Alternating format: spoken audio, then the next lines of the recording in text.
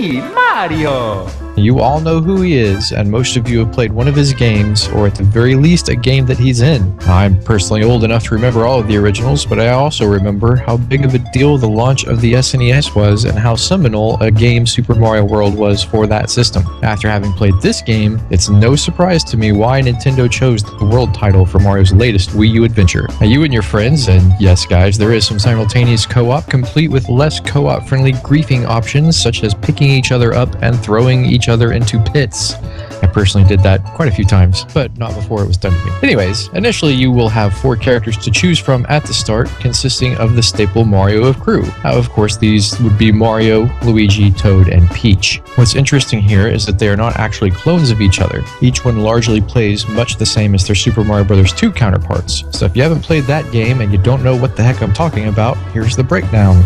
Mario leads the team with an average speed and an average jump. Luigi also has an average speed, but he has the highest jump of those 4. Toad runs faster than everyone else, but also has the lowest jump of the 4. And finally, Peach has the slowest speed and the same average jump as Mario, but she's able to use her Super Mario Bros. 2 mid-air hover for a short time. I played most of the game as Peach, and that saved me so many times. Now, in the beginning of the game, Mario and company find a strangely bent, transparent warp pipe that they then fix, only to have a Sprixie princess pop out, soon captured by Bowser. The 4 charge into the pipe, of course, starting your adventure. Now, your power-ups this go-around are the Fire Flower, the Mega Mushroom, the Tanuki Leaf, and the 2 newest items, the Cat Suit, given to you by a power-up shaped like a bell, which is aptly named the Super Bell, and the Double Cherry, which produces a clone of whatever character it is that picks it up to 4 times. That's not 4 cherries, but 4 of you on the screen at a time. Now, with the Cat Suit, you can climb up walls you normally wouldn't be able to traverse with just your normal Mario wall jumps, and you can also perform mid-air dive pounces that hurt your enemies while leaving you unharmed, as long as you don't run into anything spiky, which is typical for any Mario game, really. Now, you also have a short-range claw swipe that works roughly the same as the Raccoon power-up's tail swing. The Cat Suit isn't designed to only be able to climb certain walls either. You can climb everything. You can even climb on any of the very few thwomps that actually made it into this game. The Double Cherry is necessary to obtain stars and a few of the stamps in some of the levels, but otherwise you can largely ignore it, as the extra Marios are not something you get to keep upon clearing a level, so it doesn't carry over to the next. Speaking of levels, the game itself largely sticks to the familiar Mario formula. You enter the level, you go through the level collecting stars and stamps, and you can use those stamps to post on Miiverse. You also collect whatever power-ups and goodies you find, and then you jump on the flagpole at the end. Ooh, it sounds familiar, right? Well, actually, the level designs themselves, coupled with the 2 new items, really make this game stand out from recent Mario fare. Bowser does not disappoint either, and I actually found the fights against him to be a bit more challenging than I was expecting from previous Mario experience. And this is largely because they don't play out like anything I've previously played in a Mario game.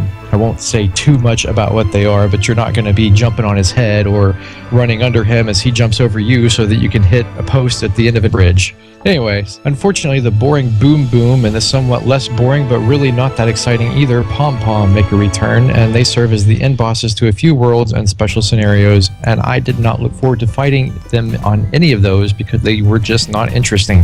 Now, I know what you're probably saying, but Mike, aside from the Cat Suit and Multi Mario, it sounds like the same game I've been playing over and over for years. Well, my friend, I've always said, why change the formula to something that isn't broken, but I've also said innovation within that formula is key. Capcom did this when they went from Mega Man to Mega Man X, and Nintendo initially did it when they went from Super Mario to Super Mario World, and then again to Super Mario 64. Personally, in my opinion, Super Mario 3D Land started the next level of innovation when it came out on Nintendo 3DS, and Super Mario 3D World took everything I loved about 3D Land and made it better and fresher and with way more neon. And you'll get what that means.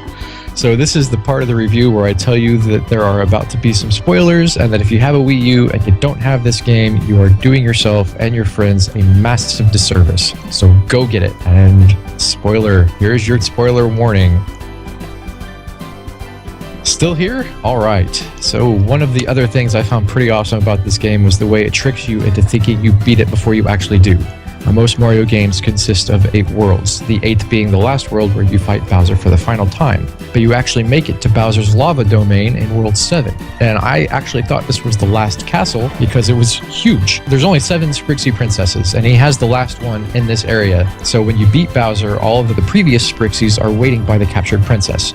You slide down the flagpole, do a little prolonged dance with the Sprixies, and you're prepared to celebrate and relax, all while thinking to yourself that you just beat the game and you could move on to the next one in your catalog or go back for the stuff you missed. And this is, of course, you didn't spoil the ending watching past spoiler warnings like the one that I just gave you a few minutes ago. Bowser pops back up. He captures all of the Sprixies at once, again, right out from under your nose, gloats, and runs off. Now, of course, you give chase using a transparent warp pipe to reach the clouds where Bowser waits for you in Bowser Land. This was by far my favorite world in the entire game. The whole world is themed like an amusement park, and the very end boss is Meowser. Bowser takes a super bell for himself, and he collects double cherries while you chase him up the tower in Bowser Land. Well, I say that you chase him, but it could have been he was chasing you. I couldn't really tell.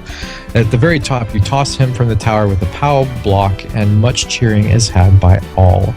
Now it's really the ending of the game, or is it? Yet again, the official game has been beaten, but if you go back in after the credits, a new world unlocks, not unlike the special level in Super Mario World. This is where you get the secret character, Rosalina. After finishing the second level, she dances with you at the flagpole, and then you can from at that point select her as a playable character or go back and revisit previous levels with her.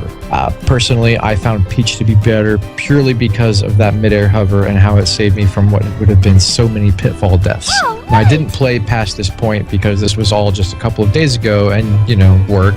And also I had to send my controller back to Nintendo of America for repair because the buttons were defective out of the box. And I didn't realize that because this is the first game that would require you to use the left trigger or left button that I played. But as I said before, go get this game.